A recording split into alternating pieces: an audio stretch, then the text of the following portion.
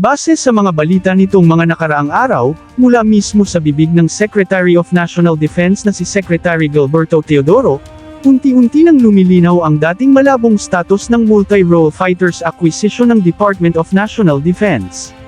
Ang dating tahimik na Department of National Defense, ay siya na ngayong naglabas ng mga impormasyon, sa napakatagal na proyekto na sinubaybayan ng marami sa atin, ang pagkaroon na natin ng dedicated multi-role fighter jets.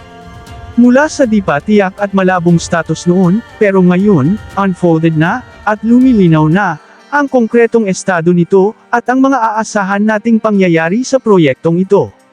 Sa bagong pahayag ng ating Defense Secretary, malinaw na may direksyon na ang multi-role fighters ng ating Air Force, na bagamat di pa sila naglabas ng official na confirmation, ngunit ang lahat ng mga pahayag ng Defense Secretary, ay tumuturo, at tumutukoy, sa JAS-39 Gripen ng Saab ng Sweden. At dahil nabalita na natin sa ating nakaraang video ang patungkol sa napipintong pag-acquire ng mga brand new na JAS-39 Gripen, ating tatalakayin ngayon itong dalawang klaseng mga eroplano, na out of nowhere, ay biglang naging kasama, sa multi-role fighters acquisition package.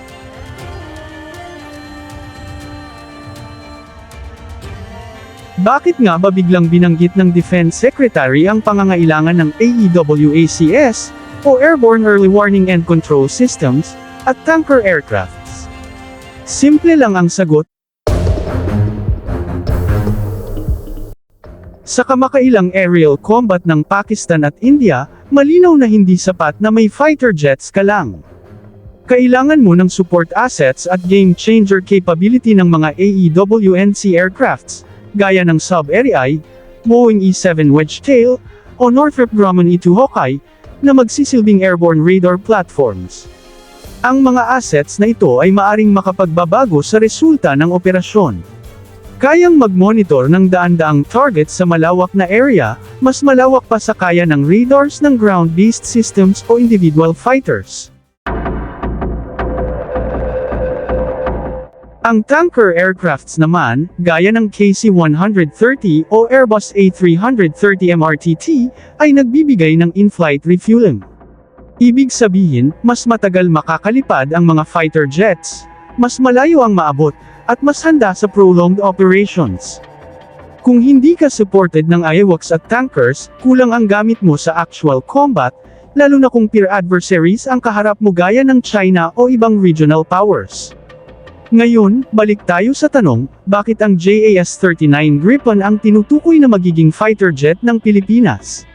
Binanggit na natin sa nakaraang video, ang mga practical at strategic reasons, tulad ng pagiging cost efficiency ng Gripen, mas mura itong bilhin at i-maintain kumpara sa F-16 Vipers. Ayon sa ilang reports, halos kalahati lang ng operating cost nito. At ang Gripen ay designed for small air forces. Mabilis i-deploy, madaling i-maintain kahit sa rugged environments, at compatible sa shorter runways. Perfect para sa geography ng Pilipinas, ngunit higit sa lahat, may built-in interoperability na ito sa Erieye Airborne Early Warning and Control System aircrafts ng Saab. Isang plus factor kung ito ang pipiliing airborne radar ng Philippine Air Force. Bagamat meron din ito ang Lockheed Martin, ngunit ang price factor at financial assistance ang nananaig sa ating Department of National Defense. Matatandaang noong una, ay ino-offer na ng Saab ang kanilang Erieye Airborne Early Warning and Control System aircrafts, bilang kalakip sa JAS-39C, version nito. Ayon sa impormasyon, ino-offer rin ng Saab ang kanilang latest na Global Eye Airborne Early Warning and Control System aircrafts, at tila ito ang pipiliin ng Air Force, at hindi ang mas lumang Erieye nila. Ngunit ang magpapabinggo ng Saab Sweden, ay ang mas flexible ng gobyerno ng Sweden sa financial terms at technology sharing, isang napakahalagang punto para sa developing countries tulad ng Pilipinas, na may kakulangan sa pinansyal, at nangangailangan ng pasimula sa paglago ng kanyang mga teknolohiya, na magpapaangat ng kanyang self-reliance defense posture. At syempre, ayon na rin sa recent statements ng Defense Secretary, mukhang nakapili na ang gobyerno. Ang sabi niya, isinapinal na umano ng Department of National Defense ang requirement sa pag-acquire ng Gripen multi-role fighters, kasama na ang mga supporting platforms na AWACS and tankers. Ang pahayag na ito, ay mas lalong nagpapalinaw at nagbigay ng kasiguraduhan, na napili na nga nila ang JAS-39 Gripen, bagamat wala pa ang official confirmation. Inaasahan nating lalabas na ang official confirmation na ito isa sa mga darating na araw. May mga impormasyon na nakita nating malaki ang posibilidad kung talagang ang 61 billion pesos ang gagamitin ng Department of National Defense sa unang tranche ng multi-role fighters, na nagpapahiwatig na tila combination ito ng Gripen E at Gripen C, version. Ito ay nababasa lang natin sa isang defense forum, di ito kumpirmado ngunit may posibilidad. Ngunit higit pa sa teknikal na dahilan, may malalim na strategic implication ang desisyon sa pagbili ng mga Gripen. Una, ang pagpili ng Gripen at REI or Global Eye, ay isang neutral strategy. Ang Sweden, bilang non-NATO, but Western-aligned country, ay hindi direktang sangkot sa tension sa Indo-Pacific. Mas madaling makipag-deal, at mas mababa ang risk ng geopolitical backlash mula sa China. Pangalawa, interoperability. Sa future joint operations, may existing template na ng cooperation. Pangatlo, ang pagkakaroon ng AWACS at tankers, ay step up sa credible defense posture ng bansa. Hindi lang ito display ng puwersa, kundi tunay na pagpapalakas ng kakayahang mag-monitor, mag-respond, at mag-sustain ng air operations over our exclusive economic zone and territorial airspace.